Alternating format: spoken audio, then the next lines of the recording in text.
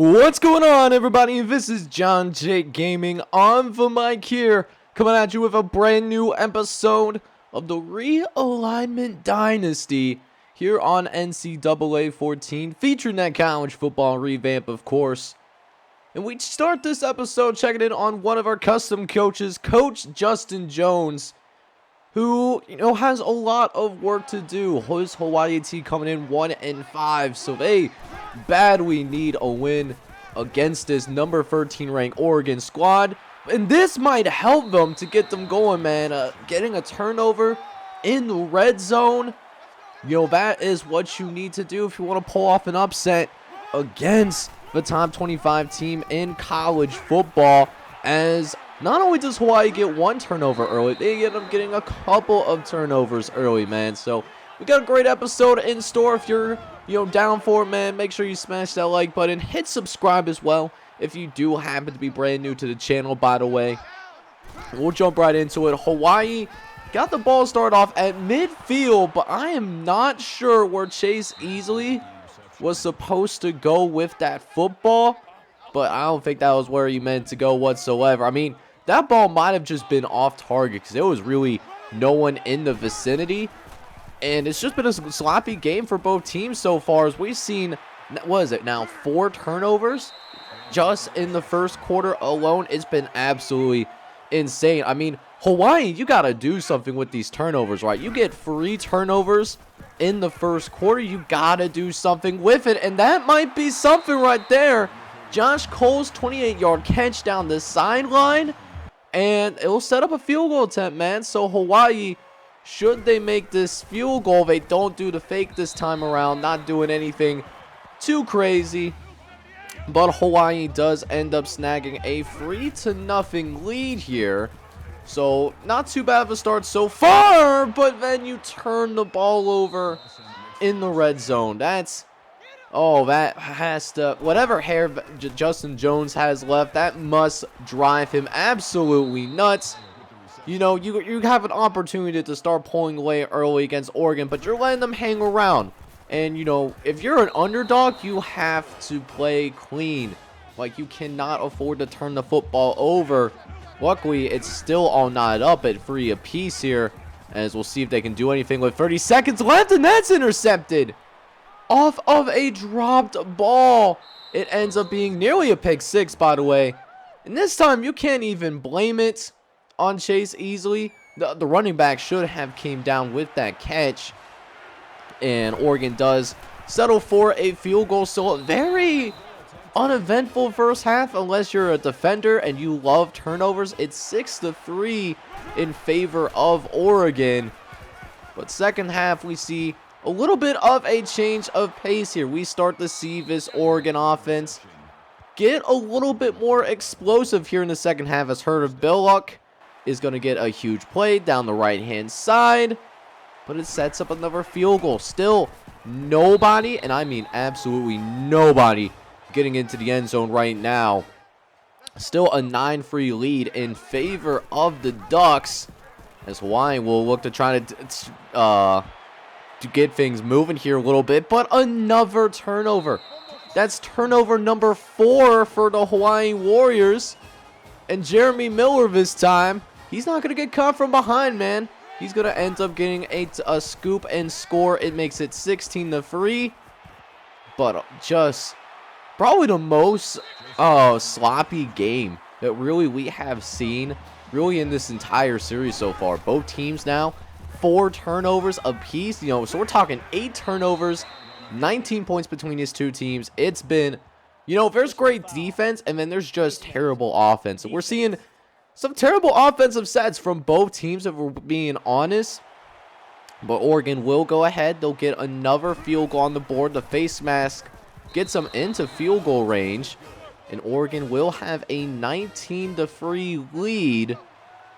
Is now get into this fourth quarter here. Oregon in Hawaii territory. Got a clean pocket to work with. Finds a man. And it's a touchdown for the Ducks. Lionel Bailey out here mossing somebody. That was really good coverage.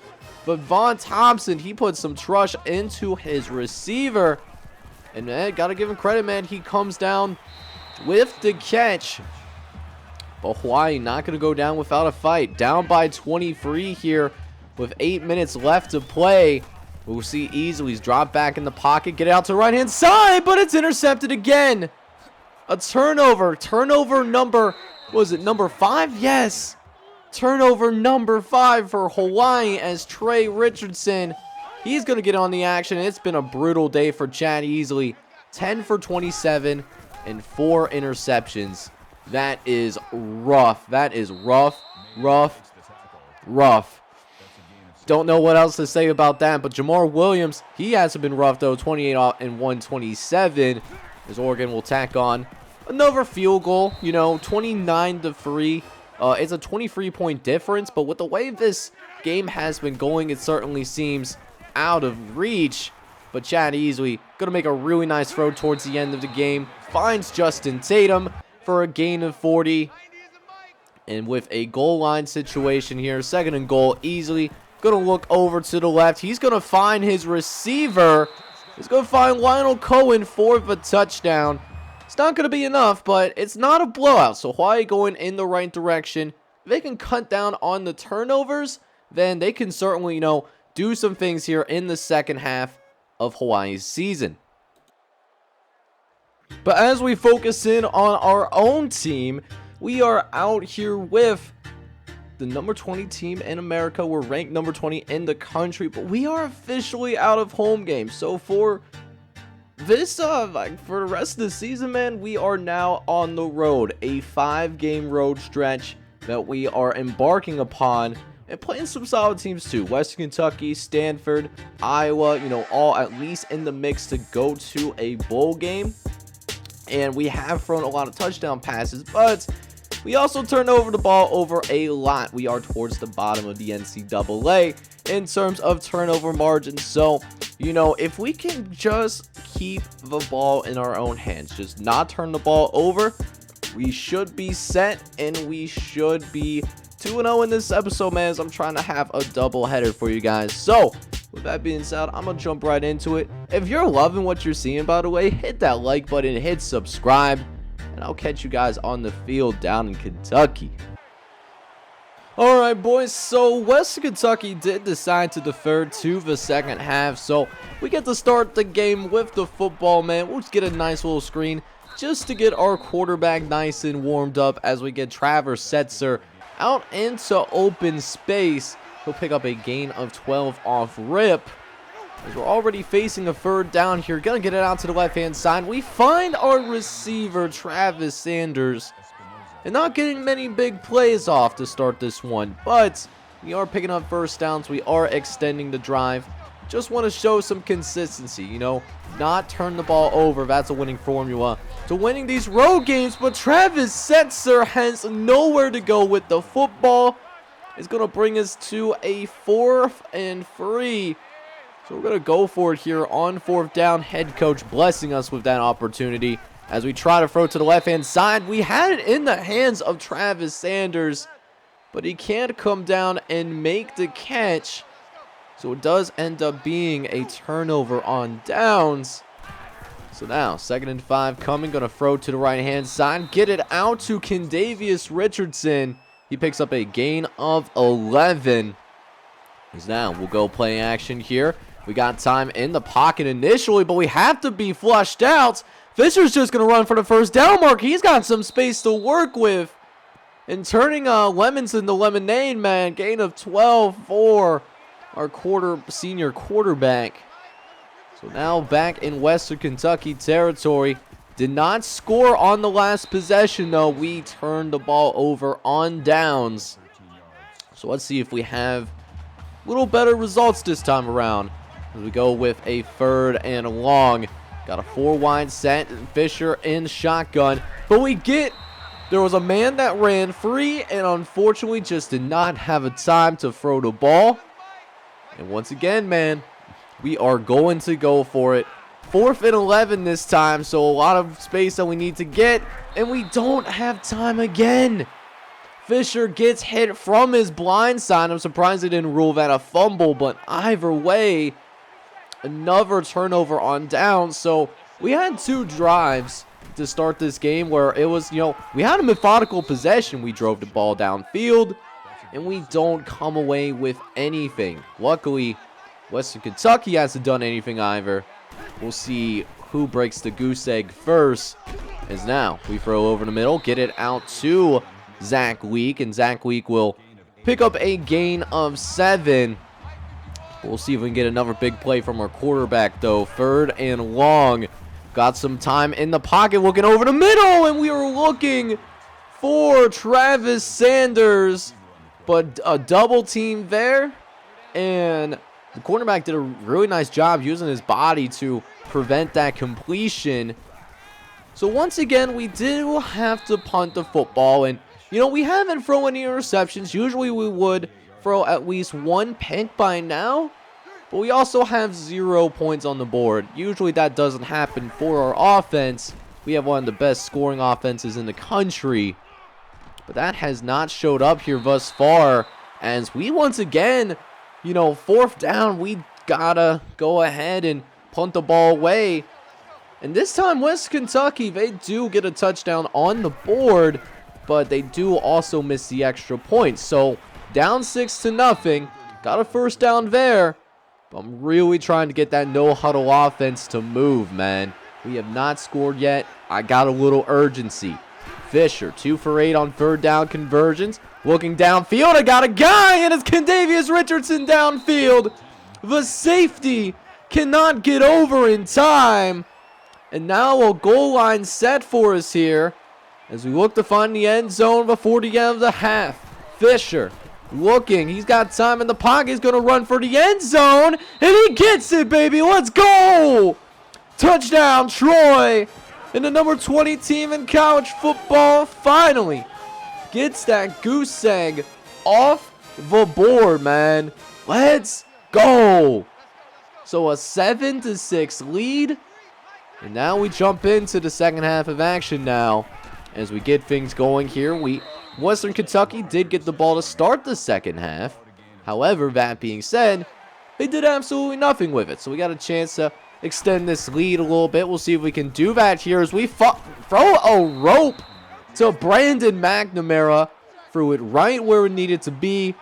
Just a beautiful catch downfield.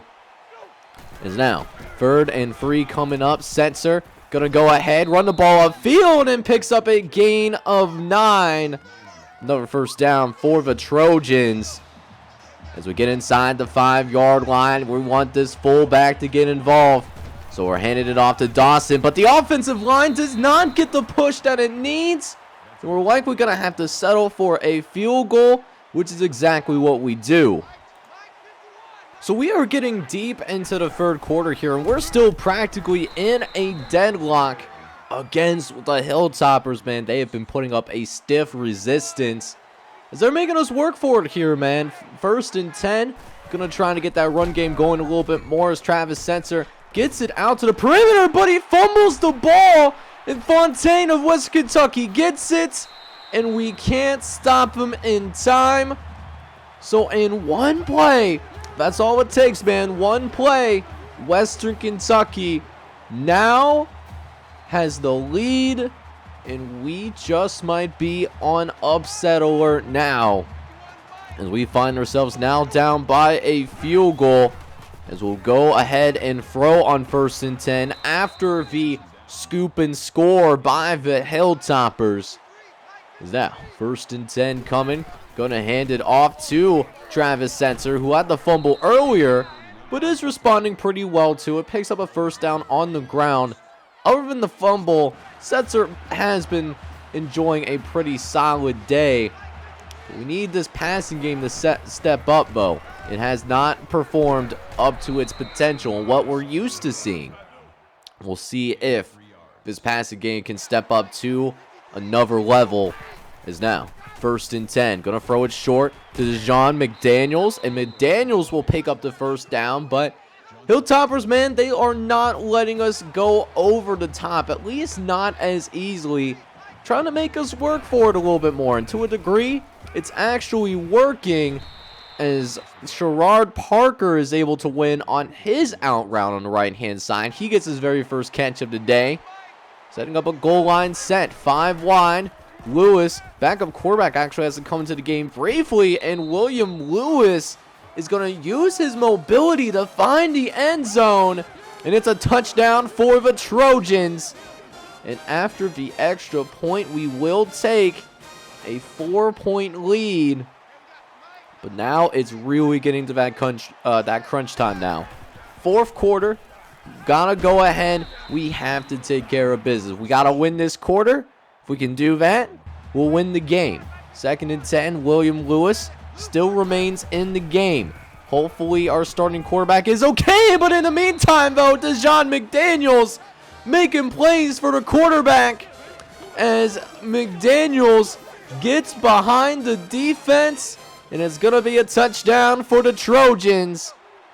So now 24-13. And it turns out our quarterback was just slightly shaken up because Ryan Fisher is now officially back in this game. And a chance to put in the dagger. 2nd and 1. Fisher goes play action. Looking around. He's going to try to throw it over the middle. But Fisher ends up throwing an interception. This could be some trouble. Breaking 1 tackle, 2 tackles, and now this corner taking it all the way to the end zone. Touchdown, Hilltockers. That's Doug Espinoza who finds the end zone. So not only does Western Kentucky get 1 defensive touchdown, oh no, we actually end up giving up 2 defensive touchdowns. And the defense alone for Western Kentucky is keeping them in this game. You know, just unnecessary mistakes. But the Hilltoppers will go for it here for the 2-point conversion. They don't get it though. So it is still a 5-point game. Western Kentucky still needing a touchdown if they want to go pull ahead here. But with 4 minutes left in this ball game, I'm going to do something a little different. You know, we're actually going to go ahead and try to put a little air under the football as much as we can. Get it down to 2:44 as Furman Bennett does make the catch. So it does allow us to run a little bit more time off this clock. As Western Kentucky, they load up the box, but we pass it though. And we throw it quickly behind them. Let's go. We actually fooled him on that. Yes, sir. Deshaun, I believe that's Deshaun McDaniels that won on his route. Yes, it is. That is his number 11. And man, that was a close call for sure. But we'll come out on top. It wasn't pretty by any stretch of the imagination, but we still put up 30. And we will win by a final score of 31-26. So it was definitely a battle for sure, as we allowed Western Kentucky to not only get 1 defensive touchdown, oh no, we ended up with 2 defensive touchdowns in this one, and we were very fortunate that we were able to come away with this victory here. It definitely could have been an upset for Western Kentucky. Now, one nice thing that I do want to say about our offense today is that we did end up not turning the ball over as much, but for the most part, we also struggled to move the ball down the field. Ryan Fisher did end up with 317 yards, but he did have a touchdown and an interception, whereas William Lewis, he was 3 for 5, 39 yards, and a TD. Now, for the running game, Travis actually kind of had a...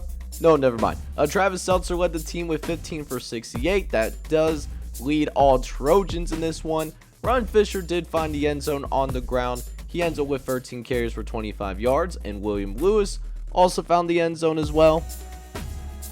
Of course, for the receivers, Travis Seltzer surprisingly was our leading receiver. He ended up with 9 catches. That does lead everybody, but only managed to net 30 yards out of it. So not a very big performance there. However, Deshaun McDaniels ends up with both touchdown grabs. He ends up with 2 touchdowns off of 6 catches for 97 yards. Also saw Kendavius Richardson with 7 catches and 95 yards in this one. But we move on to our second road game in this episode, and we now go across the country to play against the Stanford Cardinal, who currently are 5-3 overall with a 4-2 conference record. Now, even though Lee Corso is going to be rocking with us once again, we do have to realize as well, Stanford is going to test us because they're B pluses across the board. We're only a B plus, B minus, so it is going to have to take a full team effort if we want to come out 2-0 in this episode. We'll see if we're capable of just that. So let's go ahead and get game number 2 officially underway as we go ahead and jump right into it here, playing against the Stanford squad. And this is going to be a really interesting challenge for our program. This is not only, we've rarely been on the road this entire season, but this is really the first time that we've been in a, quote-unquote Power 5 environment. Stanford with a little bit more history as a football program than what we got. As we'll go ahead and jump right into it. 3rd and 9, and we didn't even have time to get rid of that football. Dejon Pickens came barreling down on us real quick. No one even checked him at the line of scrimmage. So not exactly how we wanted to start this game. Another slow start for us. We'll see if we can go ahead and pick it back up here as Furman Bennett actually is going to fight forward and pick up that first down. A gain of 14. Okay, I'm liking what I'm seeing, man. You love to see it. As we got another 1st and 10 coming as Fisher looks right. He's going to get it out to Dejon McDaniels. And McDaniels will pick up the first down. Gain of 14. With a 3rd and short coming. And we're going to try to run for it here on 3rd down. As we... Oh my goodness. We run. We went to the wrong person. I don't know why that was so hard to say. But we pitched it to the wrong person. That should have gone to the running back, and that's an inexperience running that particular play. It showed right there. That is going to cost us here. But still, nobody's scoring yet. Another defensive showdown here between us and Stanford.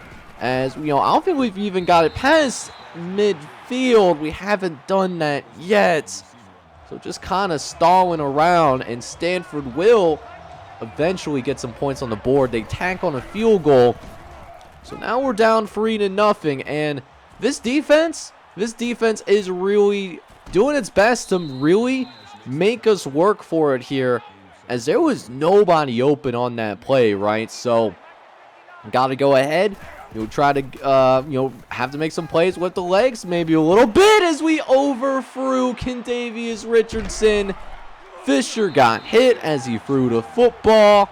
He was looking for Kendavius Richardson downfield, but it's Dejon Pickens, who got this sack earlier, able to take care of the overthrow. And Stanford will go ahead and tack themselves on yet another field goal. So we're down 6-0 as our offense will go ahead and retake the field. Another first quarter where we did not score a single point. Now we'll see if we can change that here. As 3rd and long, gonna try to set up the screen. Got the blocks of field. Can Setzer find the first down marker? No, he can't. And the nut once again gotta punt the football away. And that's going to... It's been the story of this first half, really. Really have not moved the ball down the field that much. It's actually been a struggle all day today. So we're out here. Less than 2 minutes left to play in this first half. Gotta go ahead and start going no huddle here as we make them pay for it. Travis Sanders gets loose on the jet sweep, baby. Let's go, man. That's the kind of big plays that we've been missing in this episode. Is now we're going to make another big play. We find Dejon McDaniels downfield. And all of a sudden, we find ourselves in the red zone, man. But we got to finish when we're down here. 1 for 7 on 3rd down conversions. Ain't cutting it. Is Fisher looking. Gonna throw it across his body. Usually not a good idea, but hey, man, Travis Setzer was open. We get it to him. And it's 1st and goal. Looking for the end zone as we hand it off to Setzer to try to finish the drive. And he does.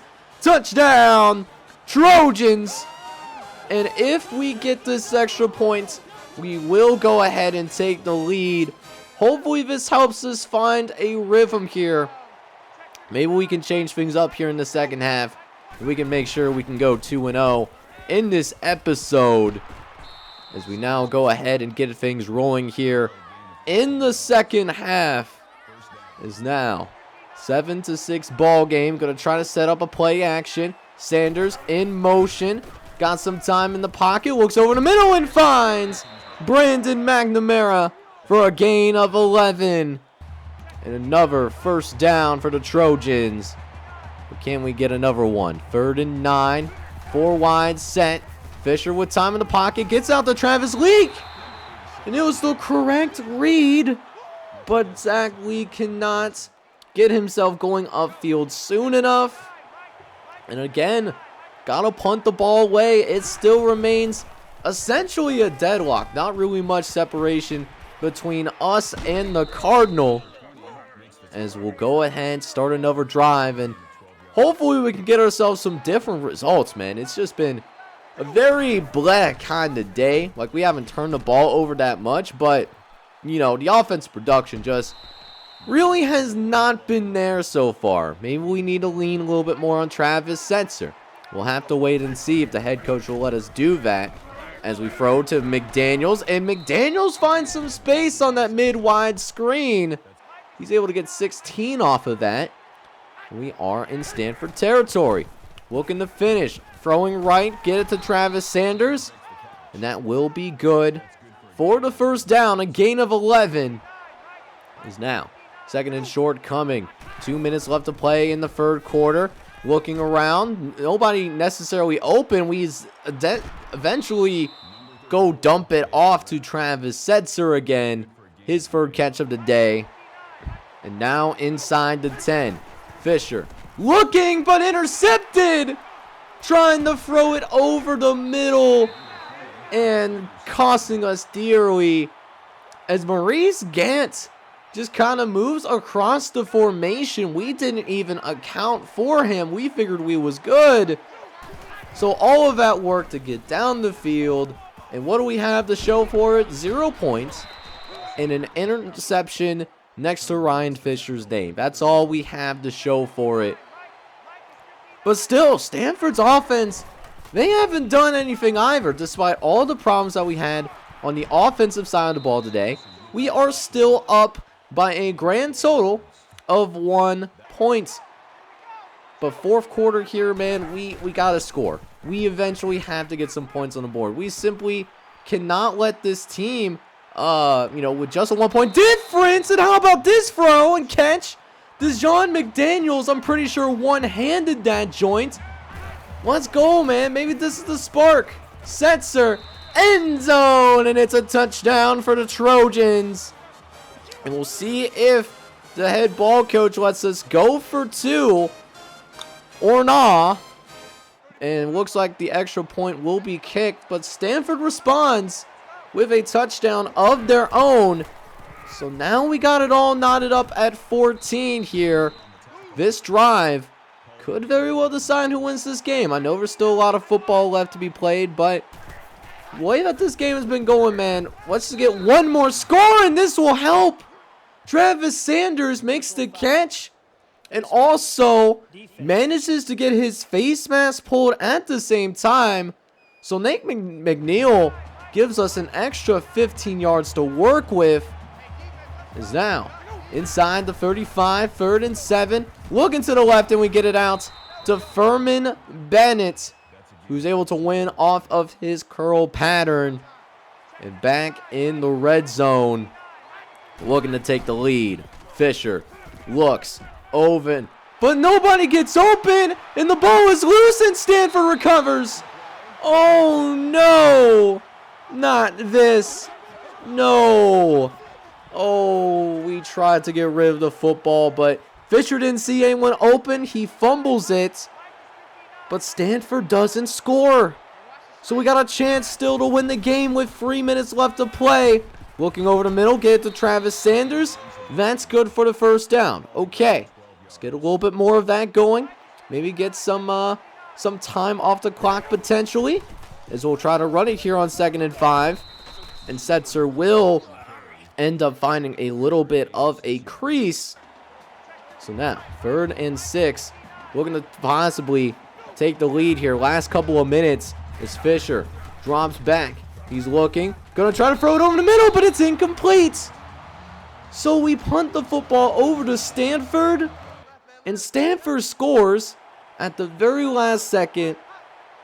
And all the mishaps, all the turnovers, the miscues means we gotta chuck this ball down and hope for a miracle. And Kadavis Richardson does make the catch, but he does not get it into the end zone, nor does he draw any kind of penalty whatsoever. And that is going to wrap things up here, man. We take an L, and it's going to end up being our 2nd loss of the season. So we came out here with over 500 yards of total offense.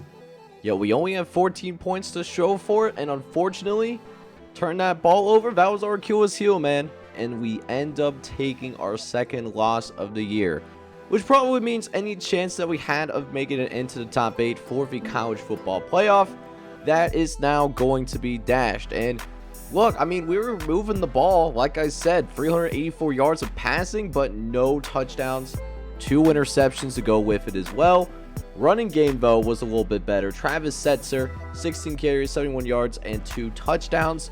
Honestly, I probably should have leaned a little bit more on that running game, but you know, you'll win or lose based off what our strengths are.